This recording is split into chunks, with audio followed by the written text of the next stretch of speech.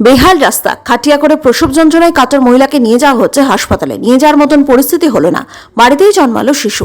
সদ্যজাত শিশু এবং মাকে অবশেষে ভর্তি করা হলো হাসপাতালে। মালদার আদিবাসী অধ্যুষিত থানার ভারত বাংলাদেশ সীমান্তবর্তী পেট্রোলগড় এলাকার ঘটনা। কয়েকদিন আগেই ওই এলাকার একটি ছবি ভাইরাল হয় সোশ্যাল মিডিয়ায়। অসুস্থ বৃদ্ধা বয়স্কাকে নিয়ে যাওয়া হচ্ছে হাসপাতালে। সেই অসুস্থ বৃদ্ধা বয়স্কা মহিলা মালদা মেডিকেল কলেজ হাসপাতালে মারা যায়। এবার ওই এলাকারই বাসিন্দা সন্দীপ সোরেনের স্ত্রী প্রসব যন্ত্রণা নিয়ে হাসপাতালে ভর্তি হতে যাচ্ছিল। অ্যাম্বুলেন্স বর্ডার রোড পর্যন্ত আসলেও তারপরে আর ঢোকানো সম্ভব হয়নি। এই পরিস্থিতিতে খাটিয়া করে কোনো রকমে ওই রোগীকে আনা হয় বুলবুলচন্ডী আরেনরায় গ্রামীণ হাসপাতালে। এই ছবিও সোশ্যাল মিডিয়ায় ভাইরাল। শুরু হয়েছে এই নিয়ে তৃণমূল বিজেপি চর্চা। তৃণমূলের দাবি, ওই এলাকার সাংসদ বিধায়ক রয়েছেন বিজেপির। সমস্যার কথা স্বীকার করলেন খোদ এলাকার বিজেপি সাংসদ খগেন মুর্মু। মানে আমাদের রাস্তা খারাপ, খুবই খারাপ, মানে রাস্তা মানে অনেক খারাপ, মানে প্রচুর খারাপ, মানে গাড়ি মানে ঢুকতে পারছিল না গাড়ি। মানে আমরা খাটিয়ে করে মানে বুলবুল হাসপাতালে নিয়েছি। মানে আমাদের ওই যে যতটুকু মানে বিএসএফ রাস্তা আছে ততটুকু আমি খাটিয়ে করে নিয়ে এসেছিলাম।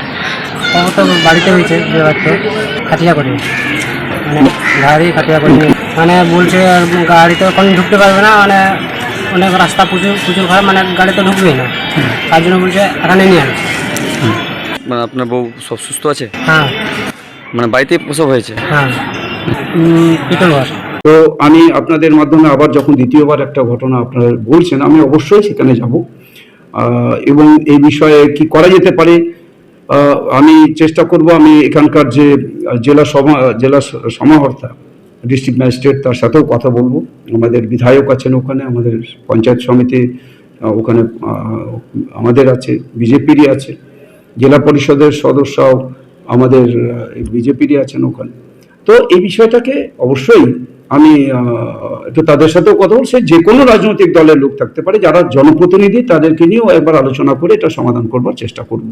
আর এই একটা দুঃখজনক যে একটা পরিস্থিতি, দুঃখজনক একটা অবস্থা ওখানকার মানুষের, তাদের এই কষ্টের মধ্যে তারা যেভাবে ঘাড়ে করে তারা হচ্ছে খাটিয়াতে করে নিয়ে আসছেন, তাদের প্রতি আমি সহমর্মিতা, তাদের প্রতি আমি যে এই একটা অসুবিধার মধ্যে তাদের পড়তে হয়েছে সেই জন্য তাদের জন্য আমি দুঃখ প্রকাশ করছি। ধন্যবাদ। সাংসদের কাছে উত্তর খুঁজুন। আমাদের খগেনবাবু, তিনি বলে ওই এলাকার অবিবাংশিত নেতা, তিনি কি করছেন? কেন এসআরডির টাকা বন্ধ করে রাখা আছে? কেন 100 দিনের কাজে টাকা বন্ধ করে রাখা হয়েছে? আমরা ঘটনা জানলাম, খুবই দুঃখজনক ঘটনা। আমাদের লোকাল গ্রাম পঞ্চায়েতটা আমাদের আছে, আমরা দেখছি, কিন্তু পঞ্চায়েত সমিতি, বিধায়ক গোপালবাবু আর খগেনবাবু সাংসদ, এদেরও দায়িত্ব রয়েছে।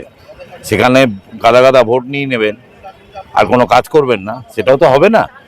আর আমাদের বঞ্চনা করবেন কেন্দ্রের টাকা আটকে রেখে, সেটাও হবে না। তবে বিষয়টা আমরা দৃষ্টিপাত করছি, জেলা পরিষদের সভাধিপতিকে আমরা জানিয়ে ওখানে পাঠানোর চেষ্টা করছি।